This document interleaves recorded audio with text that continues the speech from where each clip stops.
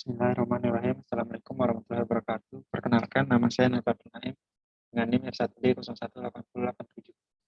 Di sini saya akan mempresentasikan hasil dari uji coba dari metode linear regression yang telah saya coba. Nah, langsung saja tanpa membuang waktu kita mulai untuk membahasnya. Pertama, di sini saya mengimport library yang dibutuhkan ya. Bisa dilihat langsung library-nya. Kemudian membaca data dari yang saya gunakan, data insurance, di mana terdapat ada atributnya X, dan children ini dan lain-lainnya ini. Untuk nilai yang bakal kita coba untuk yang sebagai yang akan kita cari nanti, mana yang kita gunakan itu charge ini. Kemudian, nah dari data setnya itu ada 1338, 38 dengan 7 kolomnya ini. Kemudian di sini kita lihat info dari datanya, di mana terdapat 1338 data sesuai ya, tidak ada data yang nol. Di sini untuk ngecek apakah ada data yang nol atau tidak. Kemudian di sini kita mengganti dari data female-nya tadi yang ada data female ini, kita ubah dulu ke 0 sama 1 untuk menjadikan dia nomor. Kemudian yang regionnya ini karena ada 4 data Southwest, jadinya kita tidak bisa mengubah langsung menjadikan 01. Jadi kita harus pecah dia dulu menjadi 4, kita cek dia masih ada. Apakah di sini nih, apakah masih ada, di sini kan ada data objek nih masih. Jadinya tidak bisa kita operasi kalau belum jadi data objek, sehingga kita ubah dulu tadi. Nah, kemudian di sini yang tadi kita jadikan dia datanya itu kita ubah jadi 4 data. Kemudian di sini kita cari dia adakah data yang sama atau tidak. Nah, ternyata di sini ada satu data yang sama. Kemudian kita hapus yang data yang sama itu. Kemudian kita hitung dulu.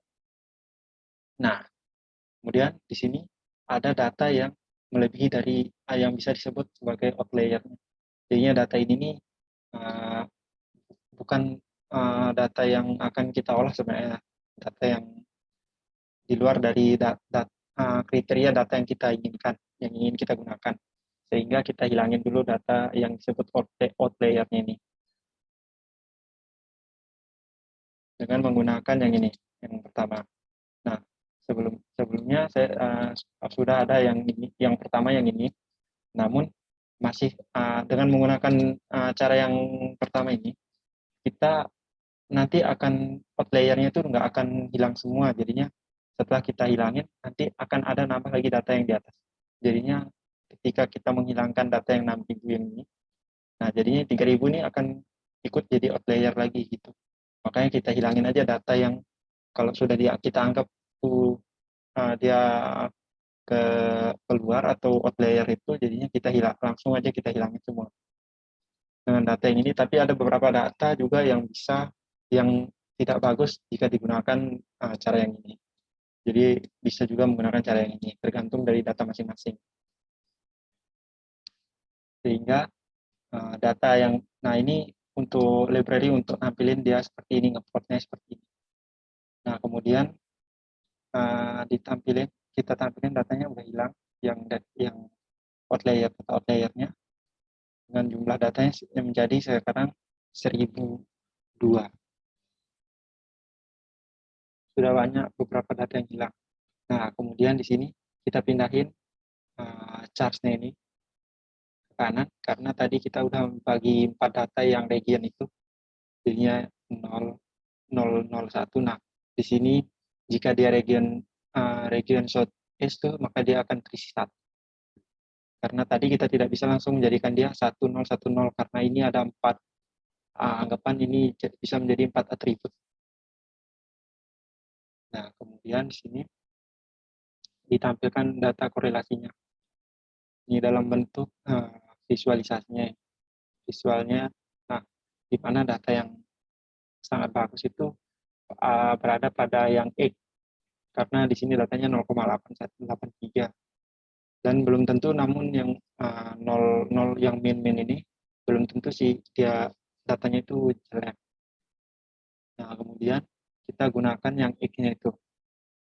Karena dia merupakan data yang paling bagus, maka kita plot ya tabelnya seperti ini, datanya berubah seperti ini. Nah, kemudian untuk yang shadernya itu seperti ini. Jadi terlihat datanya itu terlihat bagus, jadinya selalu naik terus.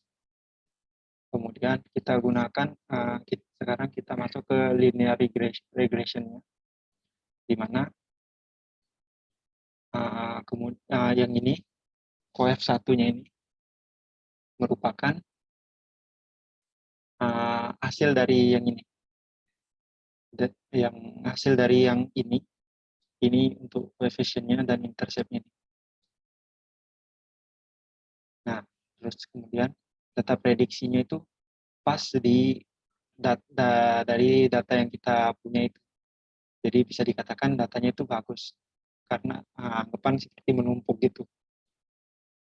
Nah, kemudian di sini kita untuk perhitungan MSE-nya didapatkan errornya 400-an ribu ya, entah 400 atau 4 juta, ini 4 juta.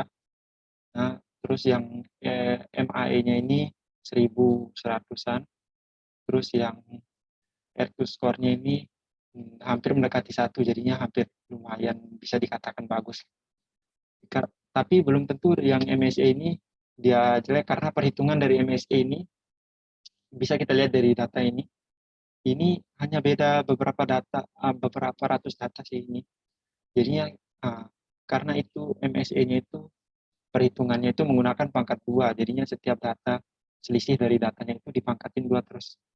Seluruh datanya itu dipangkat 2 dengan yang jika yang MAE ini dia misalnya ada data min 3, jadinya dia langsung diubah ke jadi 3. Belum tentu yang MSE, kalau yang MSE jika dia min 3, maka dikali lagi, dipangkatin jadinya 9. Jadi sehingga errornya itu lebih besar daripada MAE-nya.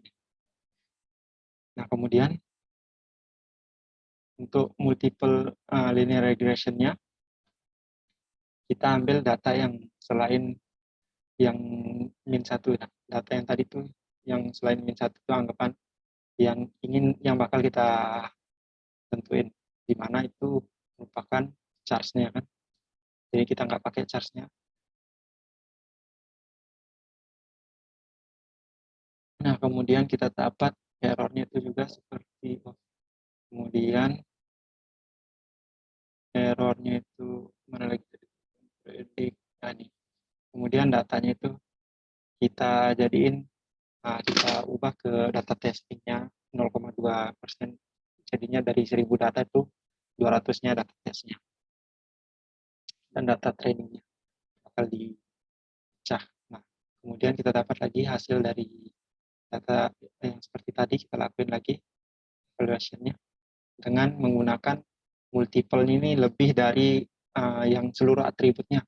Tadi kan hanya kita menggunakan satu atribut. Nah, sekarang kita pakai seluruh atributnya selain yang charge-nya. Kemudian didapatkan errornya 1 juta ya, 1 juta nih errornya. 1 juta lebih. Nah, ini sedangkan yang MAE-nya lebih sedikit lagi, 622. Dan R2 score-nya malah semakin baik. Karena 0,8 ini 0,9, terus hampir mendekati 1. Karena dilihat saja bisa kita lihat nih, data aktual sama prediknya itu hampir beda sedikit saja. Yang ini hanya beda 100, ini berapa aja ini.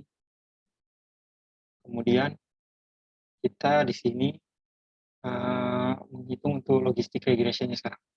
Ditampilin datanya tadi. Dari datanya ini, dari data charge-nya ini, kita bisa menjadi 4 data, di mana nanti ada sehingga didapatkan yang chips normal dan ekspensif. Kita bagi, nah ini datanya yang kita bisa, sehingga nanti ini untuk yang chipnya sampai 2 data data 1 sama 2, terus yang data 2, 3-nya masuk ke normal, terus 3, 4-nya masuk ke expensive untuk kategorinya. Kemudian dilakukan kemudian ini ditampilkan datanya, ini diubah ke chip normal. Nah, habis itu diambillah, dihitung yang chipsnya ada 446 data, normalnya 357, expensive-nya 199. Nah, kemudian diambil dua data yang selain yang di atas ini ya. Nih, charge sama charge kategorinya nggak masuk. Kemudian yang ini menggunakan biar nggak diambil -1 data dari akhirnya itu yang mana bakal kita testing nanti charge kategorinya. Nah, kemudian ditampilkan dalam bentuk visualnya seperti ini, di mana chipsnya itu yang ketebak, data yang ketebak itu ada 89 data yang benar-benar true gitu. Nah, di sini bisa jadi true positif, true negatif. Ini kan karena ada dua data yang di normal, seharusnya dia masuk ke chip, namun yang dia masuk ke normal. Kemudian di sini expensive-nya ada 3 data normal, seharusnya dia masuk ke expensive, ada 28 data. Begitu juga dengan normal, 76 data. Dan dia yang salah ketebak itu yang ketiga, dia masuk ke chip. Nah, 3 data masuk ke chip. Kemudian dihitunglah evaluasinya dari data trainingnya, didapatkan 0,93. 0,93 ya, ini bisa dikatakan sudah sungguh baik, dan data tesnya itu sebesar 0,96, mendekati 1. Dan ini untuk precision-nya, recall, dan F1 score-nya 0,9 semua. Jadi bisa dikatakan data yang kita analisis, yang kita proses ini sungguh hasilnya tuh bisa dikatakan sudah sangat baik. Ya, mungkin sekian dari presentasi proyek machine learning ini. Saya ucapkan mohon maaf atas kekurangan atau penjelasan yang kurang tepat. Assalamualaikum warahmatullahi wabarakatuh.